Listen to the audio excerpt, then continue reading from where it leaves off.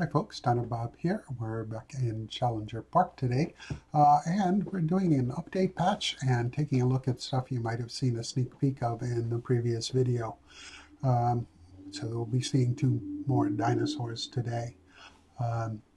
The patch came in a few days after the update and made significant changes to the game. You can see from this financial screen, this is about the last year of running the park.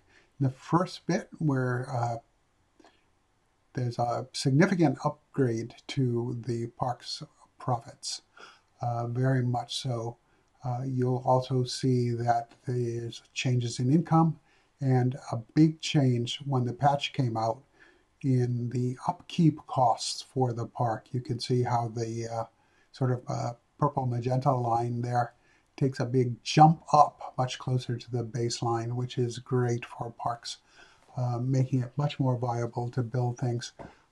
Another big change was the starting money, which is a little late for this park. That ship has sailed.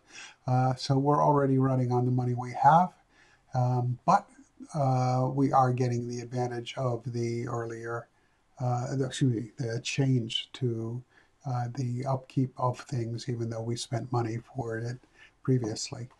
So let's jump into the build for today. Well, it's not really going to be a build, it's going to be a walkthrough, and we'll look at the two animals that have been added to Challenger Park.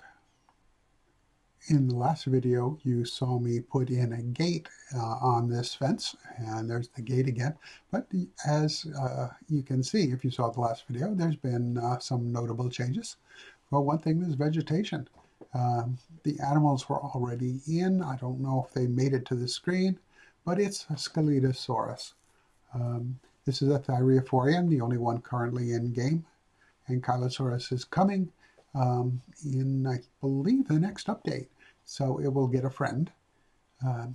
Anyway, this is a habitat out on the exterior of where the park is at this current state of build, at least on the right-hand side, which I believe is east. I think all the maps face north. So we're going to spin around and pop up a little bit.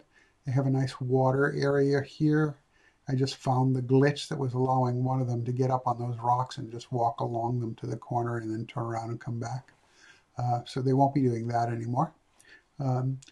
There's more facilities in the park that were there than the last time. That toilet block you see there was proving to be a headache until the update. This is something I didn't talk about last time. This is the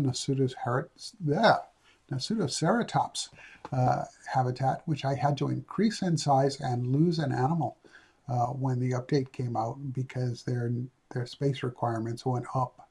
And also it was determined that they're monogamous, and we had a, as it were, third wheel.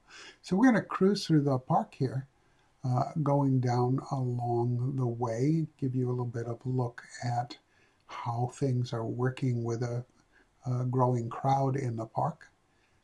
Things are still looking pretty good. Guests are still looking at animals from way far away, but it is what it is.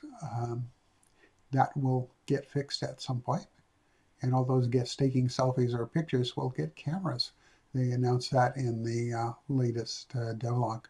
So we're going to turn now past the Dilophosaurus habitat in the drylands portion of the park. Dilophosaurus was the last animal that we put in before the hiatus that was ended with the update. And we're going to go through the Dilophoasis to where our next animal will be. You can already see a significant feature there, that passageway arc. I don't mean the floating guest. I don't know what's going on there. And you can see a Coelophysis using it right now. Coelophysis is obviously our animal. This is an adaptation that I decided to do because one of the other things that came with the update is that Coelophysis got much more demanding about room. Ignore the floating triangle, that'll get fixed after this video. I wasn't quite sure what was doing it, but I did figure it out and was able to make it go away.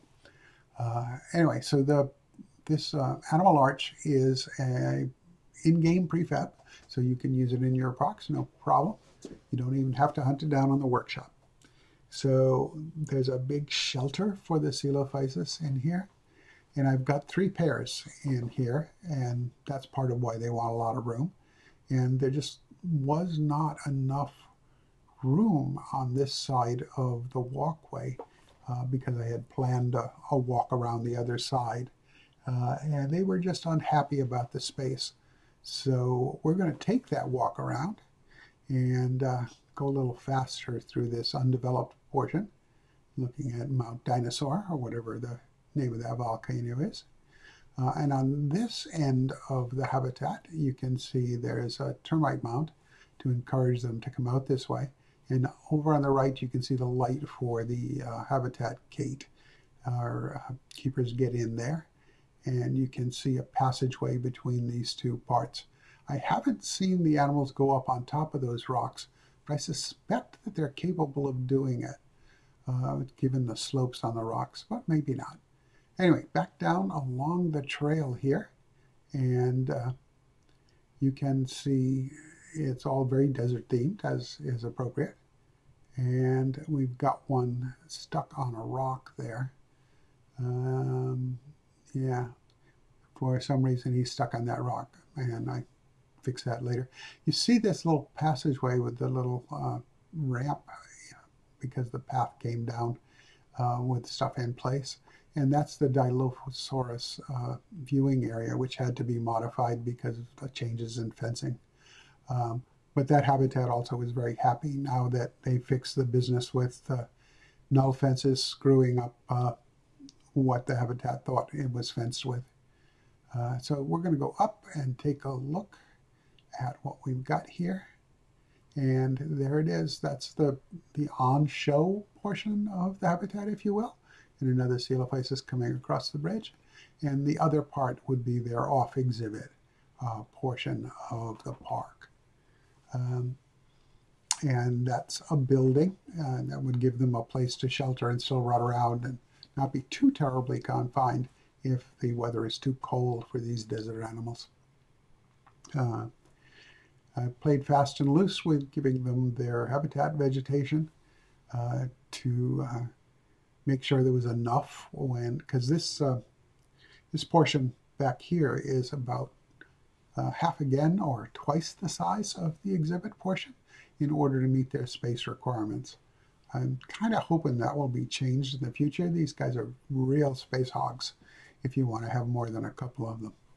And I do.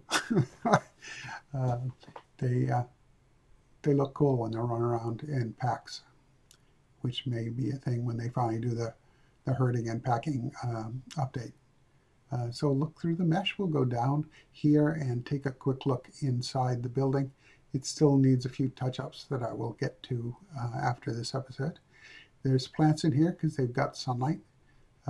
Also gave me another place to meet that vegetation requirement for the animals. I'll also be adding a keeper gate back here into the building for convenience of the staff, and hope that works. I've been gradually experimenting with adding second gates to things, and sometimes it works, sometimes it doesn't. Like the Nasutoceratops, I tried to do an airlock gate and the keepers just wouldn't go in the habitat, so that went away. So that's pretty much it. This is a relatively quickie.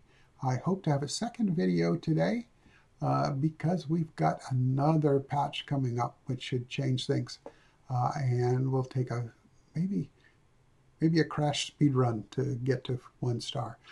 So anyway, thanks for stopping by. You know the YouTube drill. Dino Bob signing off for now. You all take care and be kind to each other out there.